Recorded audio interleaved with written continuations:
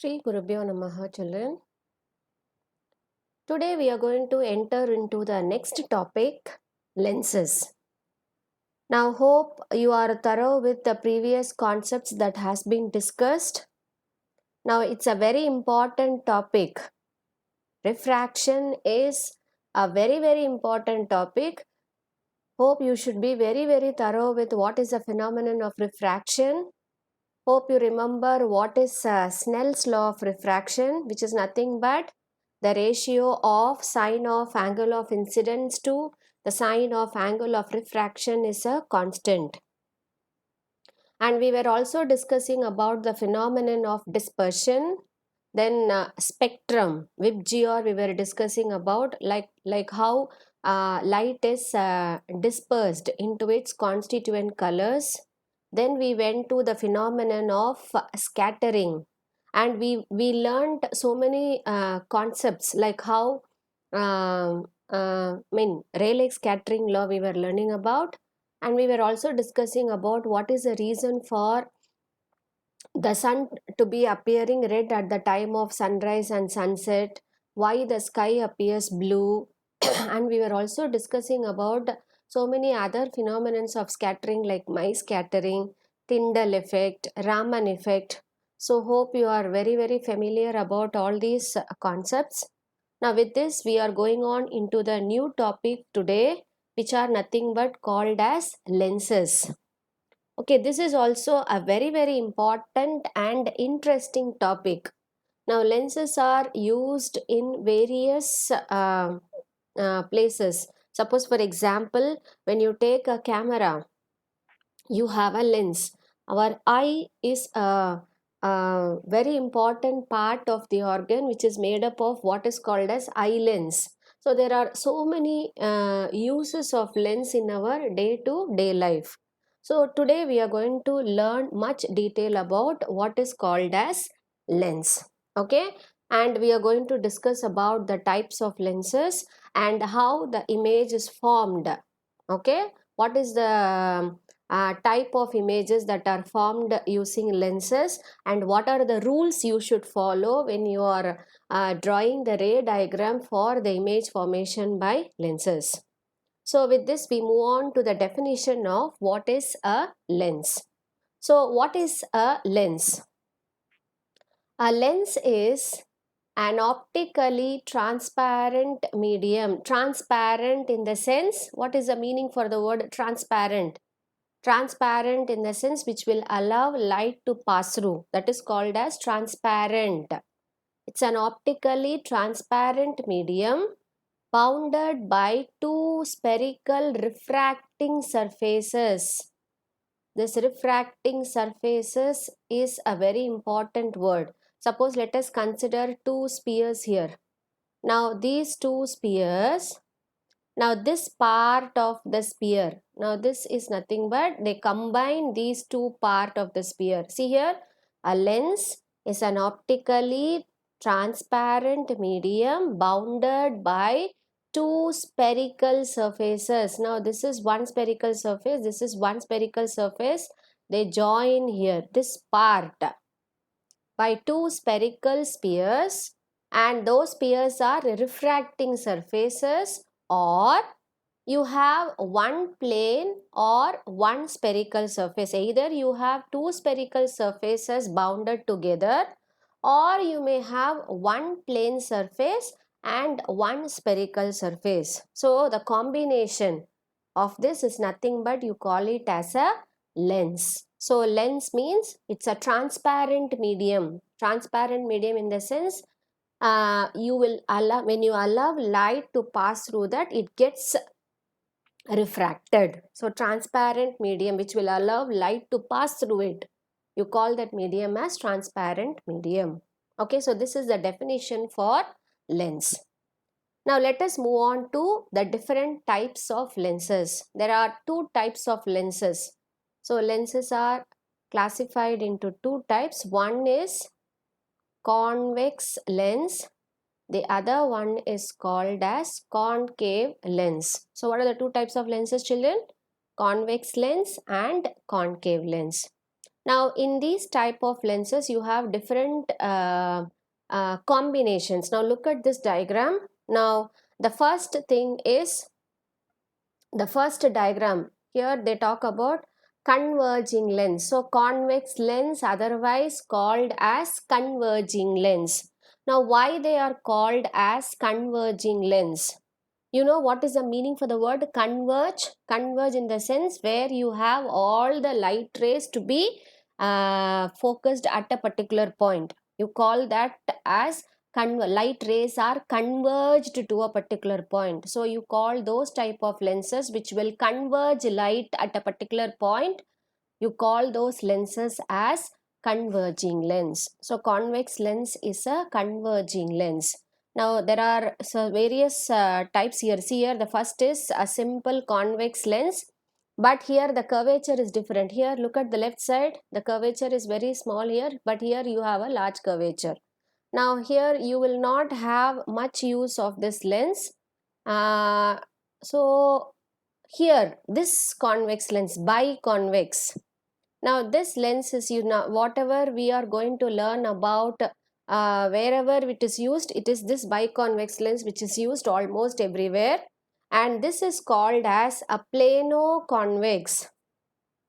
The usage of this is also there. Labs and all, you will go look for the purpose of research work, we'll use for this plano-convex lens. Plano-convex in this lens in the sense one part of the one side of the lens is spherically curved, the other surface will be a plane surface. Look at this, this is a plane surface and this is a spherical surface. The combination of this you call it as plano-convex lens, and this is called as positive meniscus. Positive meniscus, this used for like when you go to the spectacle shops, you will go for contact lens. Okay, nowadays we go for contact. Instead of wearing a spectacle, we'll go for contact lenses which is fixed inside the eye. Okay, so for those type of contact lenses we go for this positive meniscus. Only this shapes can be made to fix into our eye. So these type of lenses are used for contact lenses. So this is about a converging lens. So convex lens, biconvex lens, plano-convex lens and positive meniscus. Now look at this diagram. Now this is a concave lens. Now convex lens, you have the center to be thicker and the sides to be thinner. Okay, center is thick here, sides are thinner, and convex lens are also called as converging lens because they converge the light that is incident on it. Okay. The next is diverging lens. Diverging lens, otherwise called as concave lens. Now concave lens, it is also bounded by two spherical surface, and here the center is thinner. Look at the center part of the lens, children. The center part of the lens, the center is thinner whereas the edges are thicker. So what happens when you allow light to pass through these lenses? When you allow light to pass through these lenses, the light rays are getting diverged. Diverge means it is split up. Okay, this is called as diverging lens. It diverges the light that is incident on it. Okay, and again here also we have so many different see here, this is a convex lens. Now this part is very the curvature is very simple here, but here it is the curvature is more. Okay, this also we rarely use. Okay, now this is used, this is also used, and this is as I said you, this is negative meniscus which is used for contact lenses. Now here also plano concave, one part of the lens is plane, the other part is spherical. So this type of lenses are called as plano concave lenses, and here you call as concave lens, simply concave lens, or also you can call it as biconcave. The center is thinner here and the edges are thicker. So commonly used lens are this biconvex lens and biconcave lens. This type of lenses we are going to learn for the image formation also. So these are different types of lenses. So what are the two types of lenses? Once again I refresh: convex lens, concave lens. Convex lens is thicker at the center, thinner at the edges. They converge the light that is incident on it, so they are also called as converging lenses. Concave lenses, again, it is also called as diverging lenses, and the center of the concave lenses is thinner, edges are thicker. Now, when light is allowed to pass through these lenses, the light rays are getting diverged. Okay, so with this, we are going on to the image formation of lenses. It is a very, very, very important topic. Now, your homework for today is this first part. Let me complete the topic, then I will tell you what is that you have to do. First, we'll move on to the image formation of the lenses. We are going to find out how an image is formed with convex lens and concave lenses. But before we go on to the image formation, you should remember three important rules for the image formation of lenses. Whether it is convex lens or concave lens, we need to remember three rules. Okay, so the first rule, now listen properly, very important topic. Okay, image formation and rules to be followed during image formation. So the first rule I'm going to discuss with. Now, first rule says that when a ray of light strikes the convex or concave lens. Now look at this diagram. Now this is a convex lens, blue color. Okay, this is a convex lens. This is the concave lens. Now the center part O, which is marked as optical center. So what is this part called as, children? This is called as optical center, and this line is called as optical axis. Now this is common to both the lenses, children. Okay, so optical center, optical axis. Now since the lens allows light to pass through, now these are the focal points of the lenses. What is F1, F2? Focal point. Now this is a spherical surface, right? Spherical surface, you imagine a sphere like this. Okay, and this is the spherical surface. You imagine a sphere like this. So when you consider a sphere, we have what is called as center of curvature. Somewhere here you will have center of curvature, which is also called as 2F1. 2F1 or otherwise center of curvature. Hope you remember all these concepts which you have read in mirrors. Last class or in 8th standard, I believe you would have read about how an image is formed by mirror. But again, mirror also we read concave mirror, convex mirror. The same, whatever we read for concave mirror, it is applicable to lenses also. Okay, so here this is nothing but focal point F1 and F2. Now here also this is optical axis. This is the optical center. F1, F2 are the focal points. Okay, so let us move on to the first rule. When a ray of light, now this is the incident ray. Okay, when a ray of light is allowed to pass through, where the ray of light is passing through, it is passing through the optical center, it gets refracted. So whenever light is allowed to pass through a medium, this is a glass medium, right? So what happens to the light ray? It gets refracted and exactly it passes through the optical center without any deviation. Okay, so when a ray of light passing through the optical center, it will not have any deviation, goes, अर्थात refracts without any deviation. It is the same for concave lens also. A ray of light, when allowed to pass through the optical center, does not undergo any deviation, whether it is convex lens or concave lens. Understood the first rule? This rule you should remember. Then the second rule, a ray of light parallel to the principal axis. Look at the first diagram here. Convex lens, you allow a ray of light. Now this light is parallel to the principal axis, or otherwise it is also called as optical axis. Now this is the principal axis. What I said as optical axis. So you allow a ray of light parallel to the principal axis. You allow light to pass through the lens.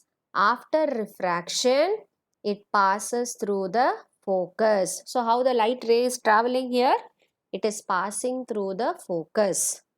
This is the case of converging lens. After refraction, it converges to a point.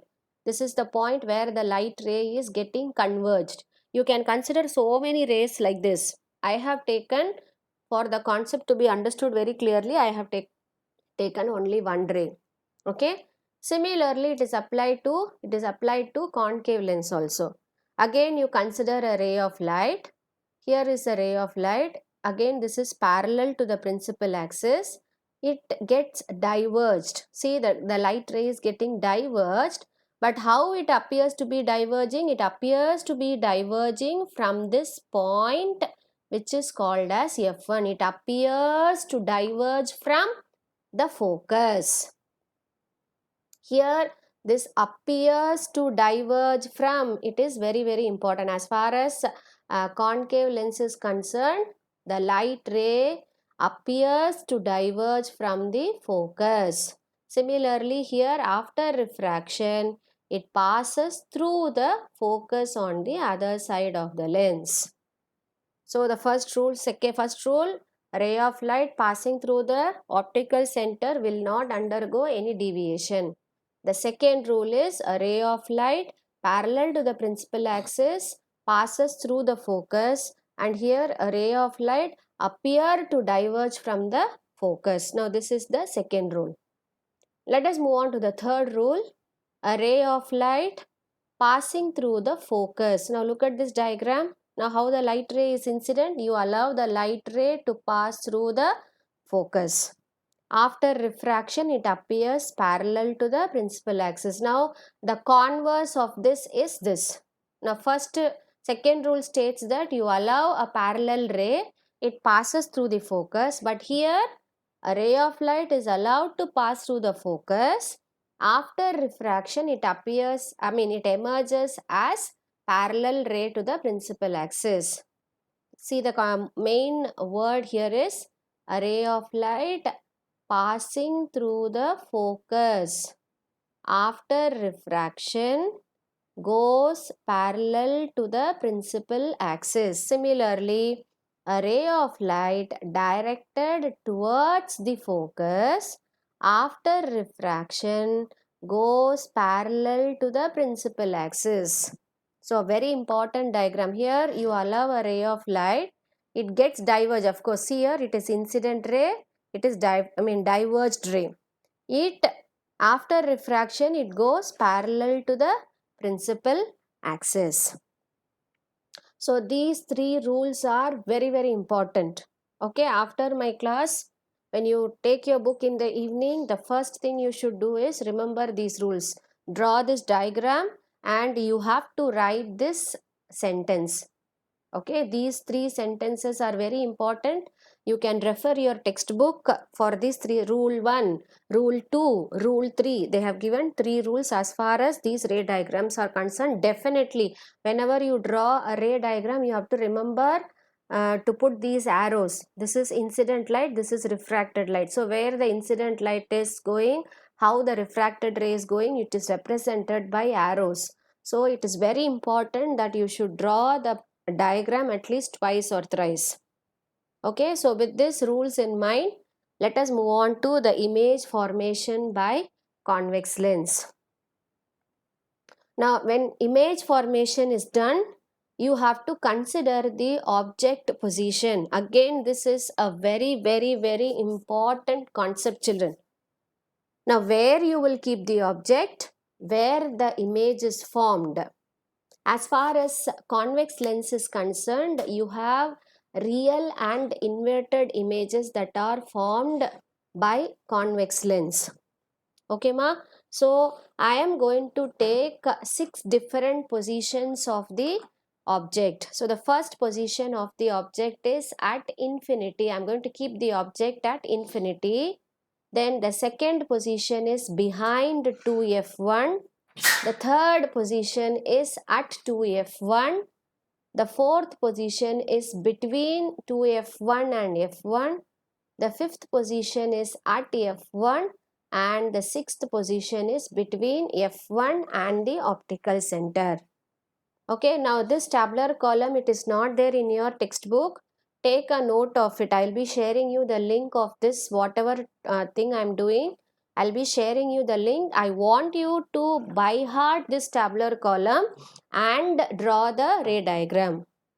Okay, so when the object is at infinity, I'm going to explain you one by one the ray diagram. So understand very clearly. After I finish all the six ray diagrams, you will be able to understand the tabular column better. Okay, so let us move on to the first diagram.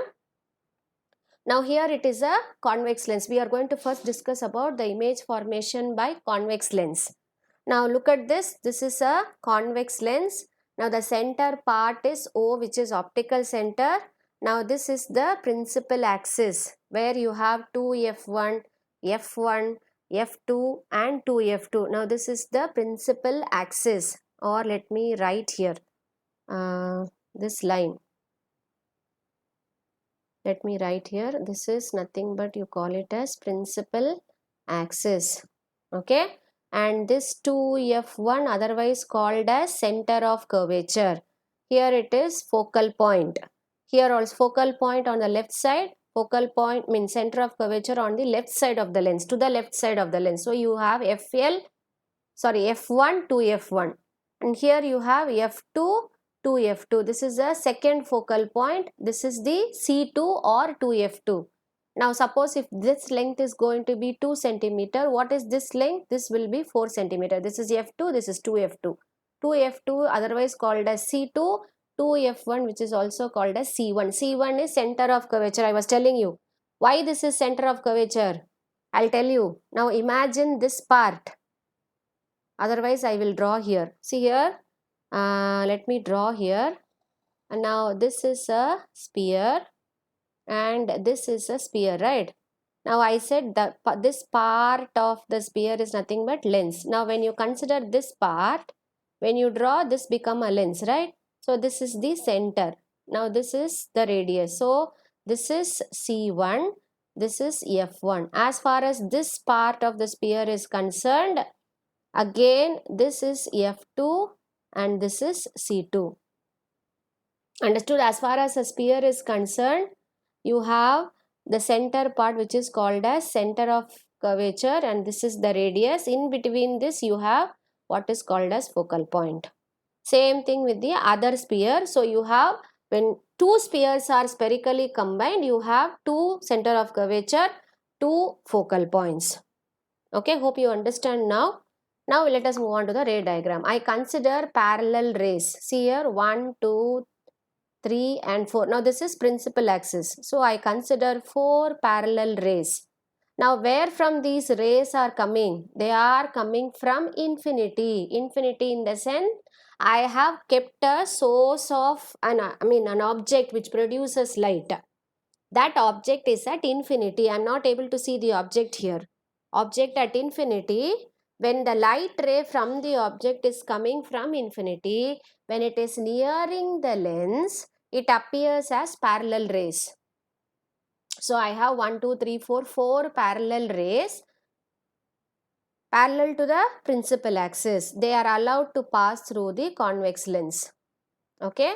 Now it gets refracted. After refraction, see, all the light rays are converged to a point F2. Now this is called as focal point. So this is the place where the image is formed. This is the place of the image. Where is the object? Object is at infinity.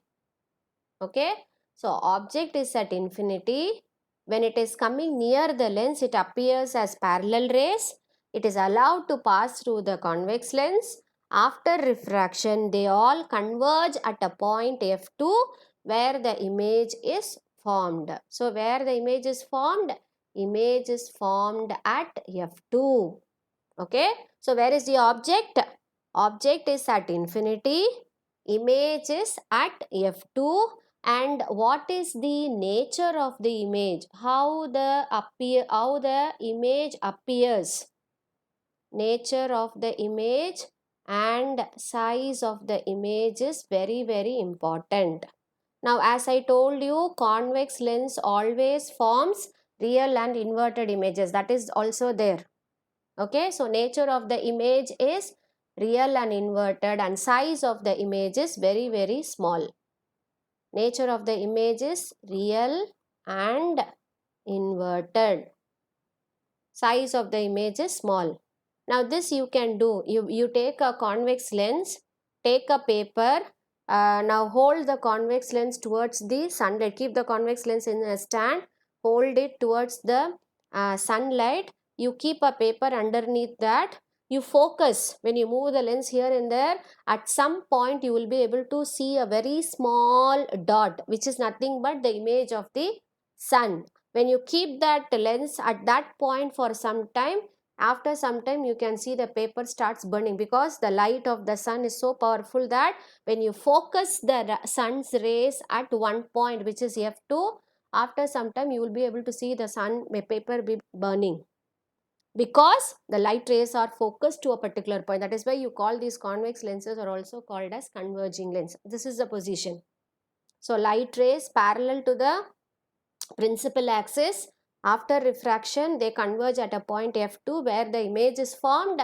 The nature of the image is real and inverted, and the size of the image is very, very small. You will be able to see a very small image.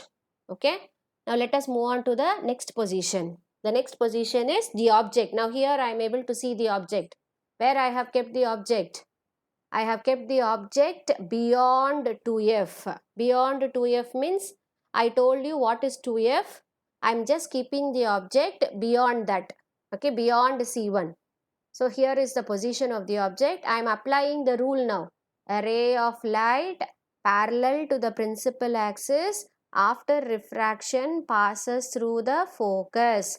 Now this is the second rule I am applying here. This is the second rule. 2 means second rule. What is this rule? This is the first rule. I have applied the rules here. So I have taken two rays of light to find out where the image is formed. So for the first ray, I applied a ray of light passing through the optical center. It will not have any deviation. So the light ray as such, it is exiting out. Second rule, a ray of light parallel to the principal axis after refraction passes through the focus. Now consider these two rays. These two rays are meeting at this point. Yes or no? See here, this ray is passing through the optic center. It goes like this. And this ray after refraction passes through the focus. And these two rays meet at this point. This point is very, very important, children. This is the point where the image is formed. Okay. Now let us write what is the nature of the image. The nature of the image, N of the image. N means nature. Nature of the image, again here it is real and inverted. Now here it is AB. Now here it is B dash A dash. So here the nature of the image is, it is an inverted image, real image. When you keep a screen here, you will be able to see the image of the object, but in real, inverted position. Nature of the image. And what is the size of the image? Size of the image is small. Okay, you will be able to see the image, but it will be small in size when compared to what? When compared to the object. Okay, so look at the second rule. A ray of light, object, when it is kept beyond 2f1, where the image is formed, where the image is here, the image is between f2 and 2f2. So when the object is beyond 2f1, where is the image formed? The image is formed image is formed between f2 and 2f2. So where the object is now? Object is beyond 2f. Image is between f and 2f. Okay. Now let us discuss the third. Third is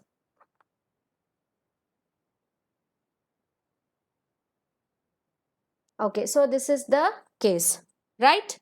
So understood first rules, then first position of the object. When the first, what is the object? Where object is kept at infinity, the image is formed at f.